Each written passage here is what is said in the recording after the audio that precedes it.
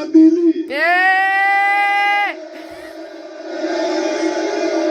En effet, ces élections étaient l'occasion de défendre notre terre.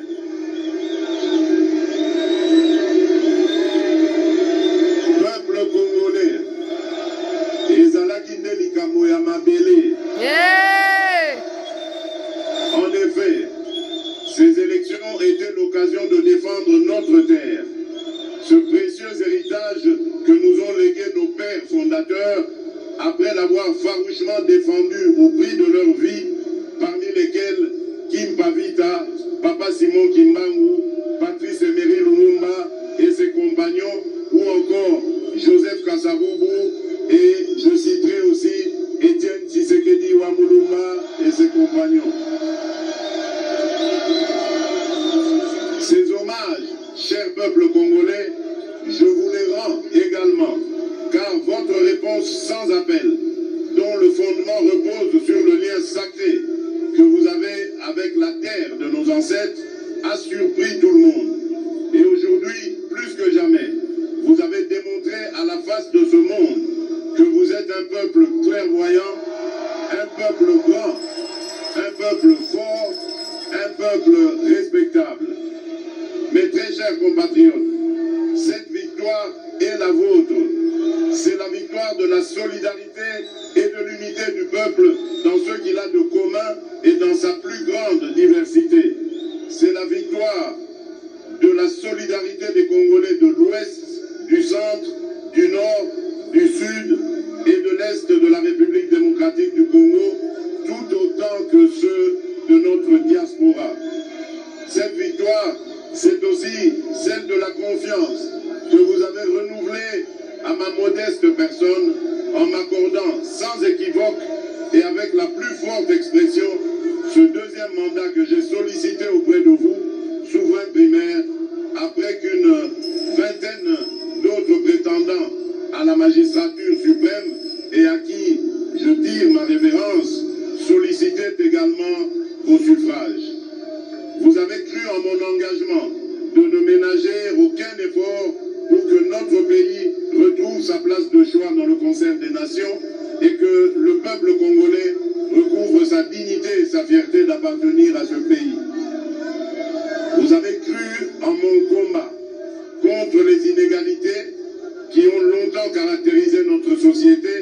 dont les politiques publiques étaient jusqu'à peu moins tournées vers le Congo profond et plus concentrées sur les centres urbains. Vous avez donc cru en ma profession de foi, celle du réenchantement de la nation congolaise, initiée dès 2019 et qui veut que chaque Congolais, où qu'il se trouve, en milieu urbain comme en milieu rural,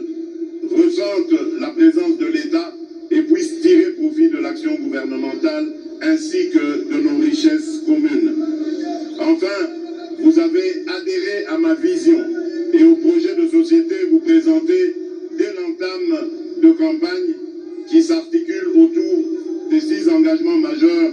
et de 3 initiatives présidentielles prioritaires. Peuple congolais, mes très chers compatriotes, je voudrais vous rassurer que ce deuxième mandat que vous venez de m'accorder sera dédié à plus d'actions pour la matérialisation de ces engagements et à l'éclosion de ces initiatives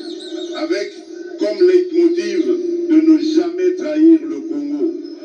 d'aimer notre Congo et l'empressement de le voir se transformer grâce au travail de chaque Congolaise et de chaque Congolais.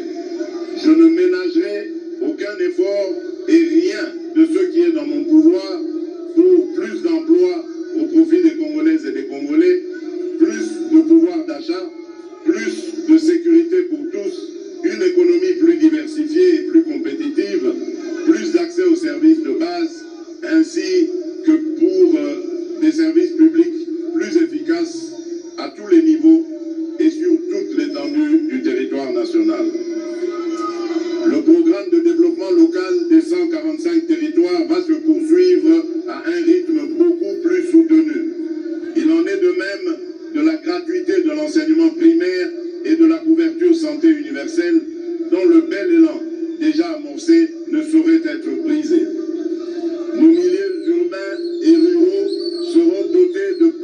infrastructures et des projets d'assainissement d'interconnexion au cours du prochain mandat.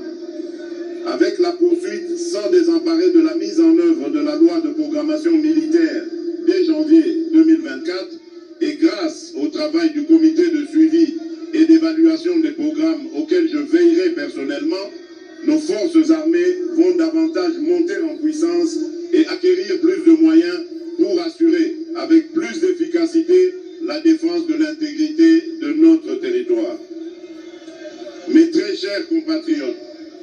peuple souverain de Kinshasa, du Bas-Ouélé, de l'Équateur, du Haut-Katanga, du Haut-Lomami, du Haut-Ouélé, d'Ituri, du Kasaï central, du Kasaï oriental,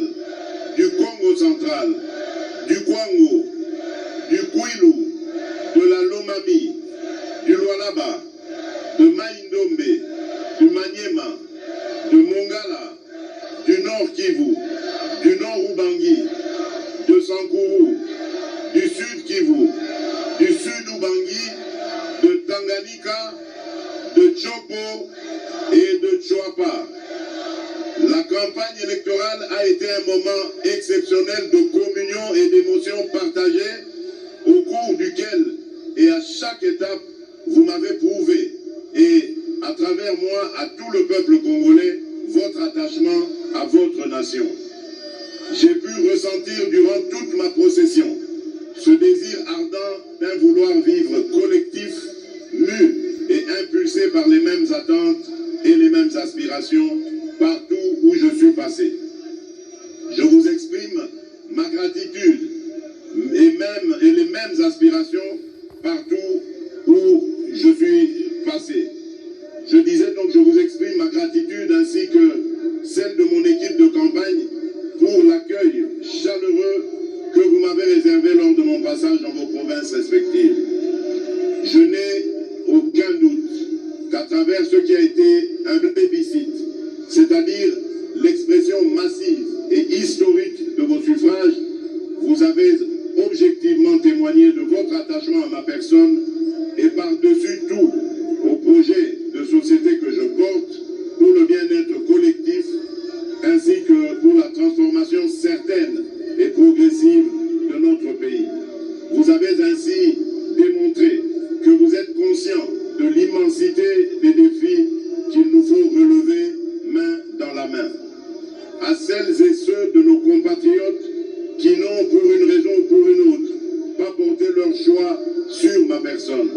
je tiens autant à les rassurer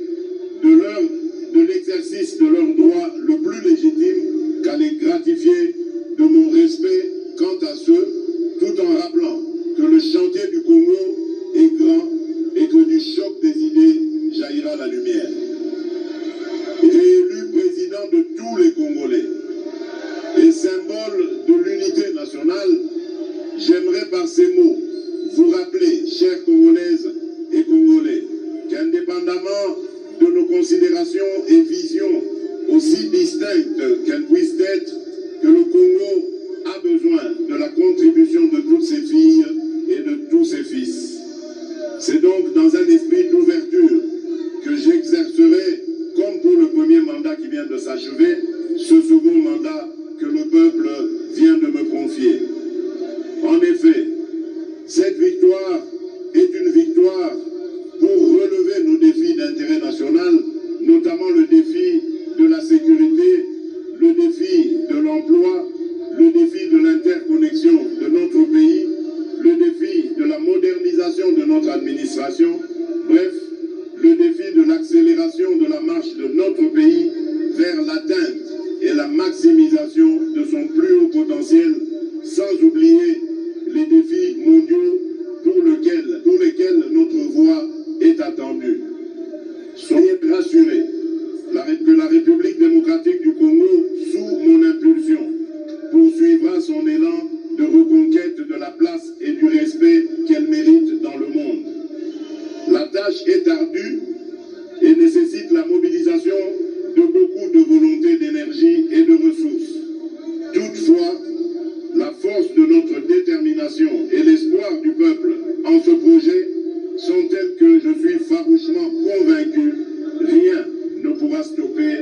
notre élan. La tâche, vous êtes, vous, peuple congolais, et souverain primaire, les principaux artisans et garants, comme pour le précédent, du succès de ce deuxième mandat. Ce mandat sera le vôtre et il reviendra donc que vous le protégiez et que vous le sécurisiez contre les ennemis de notre développement. Mes très chers compatriotes, je ne saurais clore cette adresse sans remercier ma très chère et tendre épouse, la très distinguée,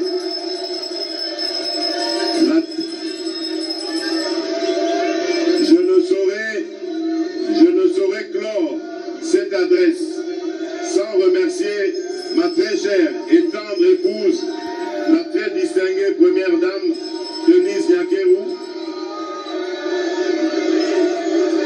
et j'aimerais également remercier toute ma famille.